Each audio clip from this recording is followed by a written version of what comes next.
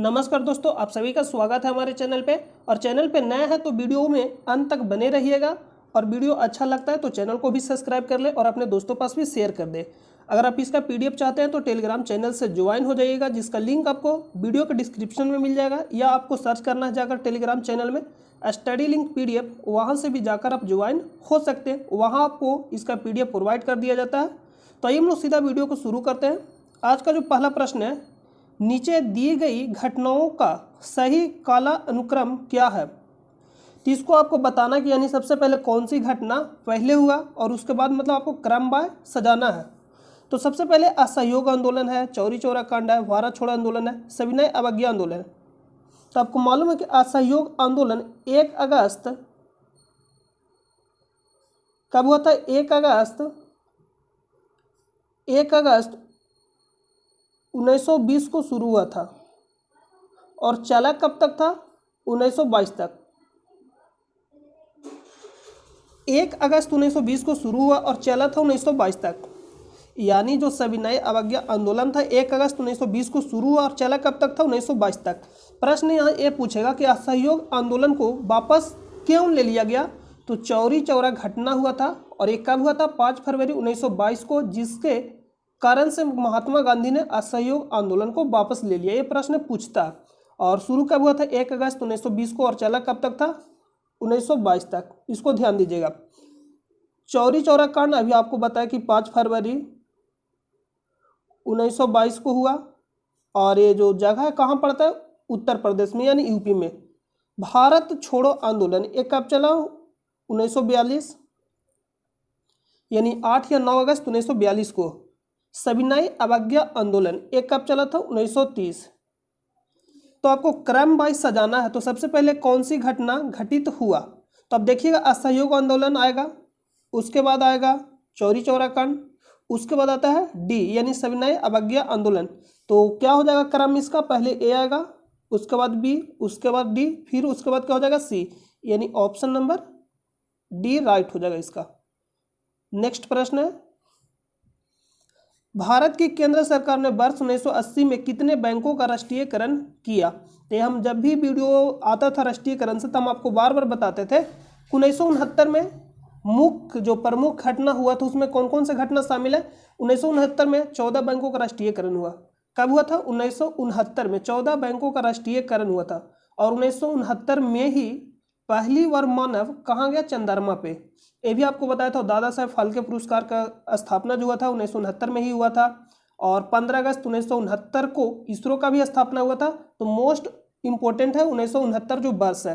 तो आपको याद रखना 1969 में 14 बैंकों का राष्ट्रीयकरण हुआ था। और 1980 में कितने बैंकों का राष्ट्रीयकरण हुआ? 6 बैंकों का राष्ट्रीयकरण हुआ।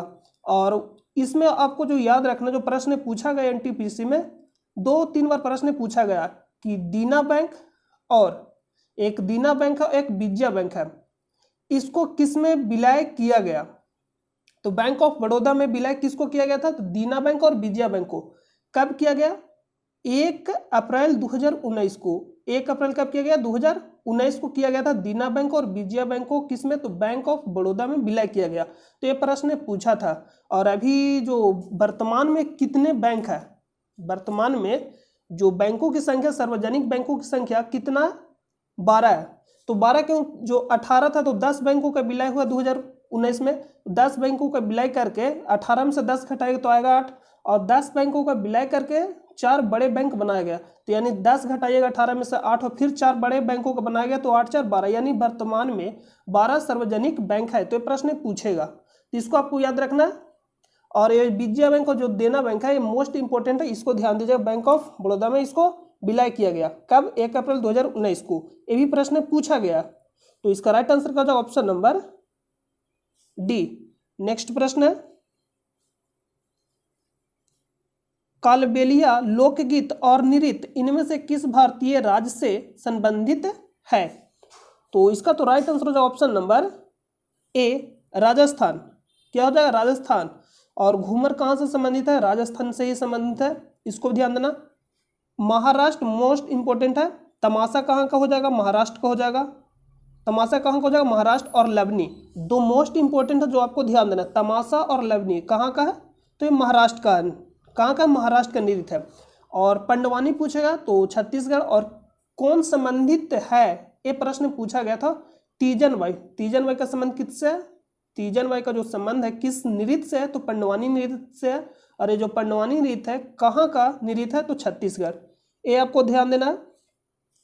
और हिमाचल प्रदेश, इसमें हिमाचल प्रदेश, मध्य प्रदेश से कोई भी नृत्य नहीं है। और हिमाचल प्रदेश सहित एक थाली करके नृत्य है जो हिमाचल प्रदेश में, यानी मुख्य नृत्य है, मुख्य नृत्य थाली। तो इसका राइट आंसर का जो ऑप्शन नंबर ए, राजस्थान। और महाराष्ट्र में आपको याद देना है, मतलब याद करना है कि महाराष्ट्र में कौन सा नृत्य है जो मुख्य रूप से है? तमाशा और एक लवनी। नेक्स्ट प्रश्न है, इनमें से कौन सी पर्यावरण अनुकूल प्रक्रिया है?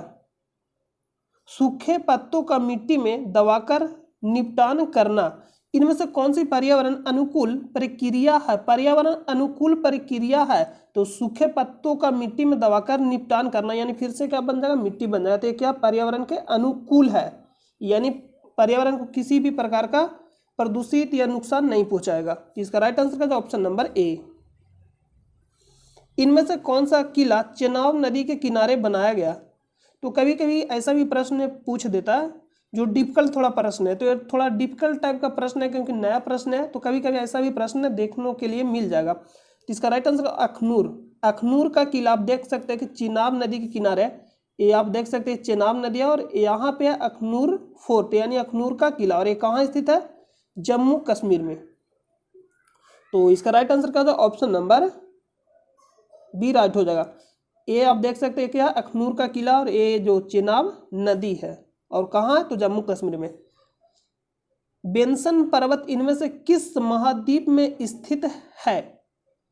तो मोस्ट इंपोर्टेंट है, जो भी महादेश है, महाद्वीप हो गया या ये जो भी महादेश है, तो महादेश में जो भी मोस्ट इंपोर्टेंट जो बनेगा प्रश्न है, जैसे पूछ देगा उत्तरी अमेरिका, दक्षिणी अमेरिका या यूरोप का सबसे मतलब ऊंची चोटी। अगर पूछ देगा प्रश्न कि उत्तरी अमेरिका का सबसे ऊंची चोटी कौन सी है, या दक्षिणी अमेरिका, यूरोप भी पूछ सकता है, अफ्रीका भी पूछ सकता है। और जो यहाँ प्रश्न पूछा बिन्सन पर्वत इनमें से किस महाद्वीप में स्थित है, तो ये कहाँ स्थित है? अंटार्कटिका। और ये अंटार्कटिका का सबसे ऊंची बिन्सन पर्वत है, जो बिन्सन पर्वत है सबसे ऊंची है। तो ऑप्शन नंबर क्या हो जाएगा? ऑप्शन नंबर डी राइट हो जाएगा। एशिया के पूछेगा तो माउंट एवरेस्ट आपको मालूम है। दक्षिण अमेरिका, दक्षिण अमेरिका में कौन सा है? एकांक गुआ, जो कहाँ स्थित है? अर्जेंटीना में। ध्यान देना, दक्षिण अमेरिका में कौन सा है? एकांक गुआ। अभी आपको मैं बता रहे, ये दक्षिण अमेरिका में एकांक गुआ है जो कहाँ स्थित है? अर्जेंटीना में। एकांक गुआ चोटी, चोटी का नाम है एकांक गुआ। और किस पर्वत पे है? एंडीज पर्वत पे। एंडीज पर्वत की सबसे ऊंची चोटी कौन सी है? एकांक गुआ पर्वत चोटी। एकांक गुआ चोटी है जो कहाँ स्थित है? अर्जेंटीना में। मोस्ट इंपोर्टेंट है, इसको आपको ध्यान देना। और ऑस्ट्रेलिया पूछेगा, कहाँ पूछेगा? ऑस्ट्रेलिया। ऑस्ट्रेलिया पूछेगा तो कोजी आस्को पर्वत, कोजी आस्को पर्वत, ये आपको खासा ध्यान देना। यहाँ देखिए उत्तरी अमेरिका में पूछेगा तो माउंट मैकिन्ले, क्या है? माउंट मैकिन्ले, लेकिन अभी इसका नाम क्या है? देनाली। इसको ध्यान देना, उत्तरी अमेरिका की सबसे ऊंची चोटी देनाली या माउंट मैकिन्ले, देनाली या माउंट मैकिन्ले। और दक्षिणी अमेरिका क्या? जो एकांक हुआ, जो कहाँ स्थित है? अर्जेंटीना में। और यहाँ क्या हो जाएगा? ऑस्ट्रेलिया बता दिया आपको, एशिया भी बता दिया। एशिया में कौन सा हो जाएगा? Mount Everest. एशिया में क्या हो जाएगा? Mount Everest. और अफ्रीका, ये आप देख सकते हैं क्या है? अफ्रीका, तो अफ्रीका में कौन सा हो जाएगा? माउंट किलिमंजारो, अफ्रीका में। लेकिन यूरोप में, यूरोप में कौन सा चोटी है? Mount Elbrus. ये भी पूछा गया प्रश्न है। तो यहां जो राइट आंसर हो जाएगा क्या हो जाएगा? Option number D. तो नेक्स्ट प्रश्न पे चलते हैं। ऐसा भी प्रश्न पूछा गया तो इसको आप ध्यान दीजिएगा और अच्छे से नोट कर लीजिएगा। बौद्ध धर्म से संबंधित प्रख्यात भवन संरचना धार्मिक स्तूप का निर्माण मूलतः डॉट वंश के शासनकाल के दौरान कराया गया था। तो किस वंश के शासनकाल के दौरान कराया गया था? मौर्य वंश। और पुष्यमित्र शुंग ने शुंग वंश की स्थापना, महापद्मानंद ने नंद वंश की स्थापना। ये सब आप ध्यान दीजिएगा। नेक्स्ट है राजा राममोहन राय ने किस बंगाली अखबार की स्थापना करने के साथ साथ उसका संपादन भी किया था। तो देखिए जहां बताना होगा एक्स्ट्रा, जो इंपॉर्टेंट है और एक्स्ट्रा बताना है वहां हम आपको बता देंगे, क्योंकि बहुत ज़्यादा तो नहीं बताएंगे लेकिन जो महत्वपूर्ण बनता है उसको हम बता देंगे। जैसे यहाँ है राजा राममोहन राय से, तो महत्वपूर्ण बनेगा क्या क्या बनेगा। 1828 में ब्राह्म समाज का स्थापना, 1829 में सती प्रथा के निषेध, यानी सती प्रथा का उन्मूलन किए कौन, तो राजा राम मोहन राय। और यहाँ प्रश्न पूछेगा राजा राम मोहन राय को राजा की उपाधि किसने दिया, तो अकबर द्वितीय। और संवाद कुमुदनी, जो इनका नाम है क्या, पत्रिका है संवाद कौमुदी। और एक और पत्रिका जिसका नाम क्या है, दो पत्रिका, एक है संवाद कौमुदी जो बंगाली में आता है, और एक है मिरात उल अखबार जो किस में था, फारसी में, राजा राम मोहन राय के द्वारा प्रकाशित किया गया था। तो इसको ध्यान दीजिए, संपादन मतलब किया गया था। कौन कौन सा है, मिरात उल अखबार और एक संवाद कौमुदी, जो यहाँ दिया गया संवाद कौमुदी। तो इसका राइट आंसर क्या है, ऑप्शन नंबर बी। केसरी और मराठा, तिलक मोस्ट इंपोर्टेंट है, केसरी और मराठा पूछेगा तो तिलक। युगांतर, बरिंद्र घोष मोस्ट इंपोर्टेंट है लेकिन और संबंधित है, एक दो तीन संबंधित है इससे, बरिंद्र घोष और भूपेंद्र घोष, दोनों को याद रखिएगा, वरेंद्र घोष युगांतर। तो नेक्स्ट प्रश्न पे चलते हैं। कार्बन और नमी की मात्रा के आधार पर कोयले की उच्चतम और निम्नतम गुणवत्ता वाली किस्में क्रमशः कौन सी है, यानी उच्चतम, यहाँ जब भी पूछेगा प्रश्न उच्चतम और न्यूनतम पे ध्यान देना, मतलब सबसे पहले उच्चतम आपको बताना और उसके बाद न्यूनतम बताना। तो सबसे जो बेस्ट क्वालिटी का जो कोयला है कौन सा है, एंथ्रासाइट यानी ए। उसके बाद कौन सा है, एंथ्रासाइट के बाद आ जाएगा बिटुमिनस। उसके बाद देखिएगा तो कौन सा होगा, लिग्नाइट। उसके बाद देखिएगा तो पीट कोयला। इसको हम कुछ नहीं किए हैं, ABCD के क्रम में सजा दिए। सबसे पहले आता है ए यानी एंथ्रासाइट में सबसे ज़्यादा कार्बन का मात्रा होता है यानी बेस्ट कोयला। उसके बाद कौन सा हो जाएगा, बिटुमिनस। उसके बाद कौन सा हो जाएगा, लिग्नाइट। और उसके बाद कौन सा हो जाएगा, पीट कोयला। यानी पीट कोयला सबसे खराब कोयला और एंथ्रासाइट सबसे बेस्ट कोयला है। तो सबसे उच्चतम और न्यूनतम पूछ रहा, तो एंथ्रासाइट उच्चतम और न्यूनतम गुणवत्ता वाली किस्म क्रमशः कौन सी है। तो क्रमशः बोला यानी क्रम के अनुसार सजाना है आपको, क्रम के अनुसार आपको सजाना है। तो क्रम के अनुसार आप अगर आप सजाइएगा यहाँ पे तो आप देख सकते हैं सबसे पहले आएगा एंथ्रासाइट। तो एंथ्रासाइट ऑप्शन, एक ही ऑप्शन जो दिया गया सबसे पहले एंथ्रासाइट, तो ऑप्शन नंबर क्या हो जाएगा ए। उसके बाद बिटुमिनस, तो बिटुमिनस तो दिया नहीं गया, लेकिन उसके बाद क्या दिया, लिग्नाइट, तो लिग्नाइट दिया गया। यानी क्रम से पूछ रहा है, यानी घटते क्रम में पूछ रहा है। सबसे ज्यादा कार्बन किस्म होता है एंथ्रासाइट, उसके बाद बिटुमिनस, उसके बाद लिग्नाइट, उसके बाद पीट कोयला। नेक्स्ट, किसी विशेष क्षेत्र की जनसंख्या 3 लाख से अधिक होने पर सरकार द्वारा किस समिति का गठन किया जाता है। तो किस समिति का गठन किया जाता है, वार्ड समिति। नेक्स्ट है, अंतरिक्ष अनुप्रयोग केंद्र कहाँ स्थित है, अहमदाबाद। और ये स्थित कहाँ है, अहमदाबाद गुजरात में। कहाँ स्थित है, गुजरात में। श्रीहरिकोटा मोस्ट इंपोर्टेंट है, सतीश धवन अंतरिक्ष केंद्र। कौन सा, सतीश धवन अंतरिक्ष केंद्र कहाँ स्थित है, श्रीहरिकोटा। और ये श्रीहरिकोटा कहाँ स्थित है, उड़ीसा में। ये श्रीहरिकोटा कहाँ स्थित है, आंध्र प्रदेश, सॉरी उड़ीसा नहीं, आंध्र प्रदेश। और बेंगलुरु और तिरुवनंतपुरम, तो बेंगलुरु में किसका मुख्यालय है, इसरो का। और इसरो का स्थापना कब हुआ था, 15 अगस्त 1969 को। और तिरुवनंतपुरम किसका मुख्यालय, तिरुवनंतपुरम में। तो इसमें मुख्यालय होता है विक्रम साराभाई अंतरिक्ष केंद्र। कहाँ स्थित है, तिरुवनंतपुरम। और ये स्थित कहाँ, केरल में। तो इसको आप ध्यान दीजिएगा। नेक्स्ट प्रश्न है, 7 लोक कल्याण मार्ग का डिजाइन इनमें से किसने तैयार किया था।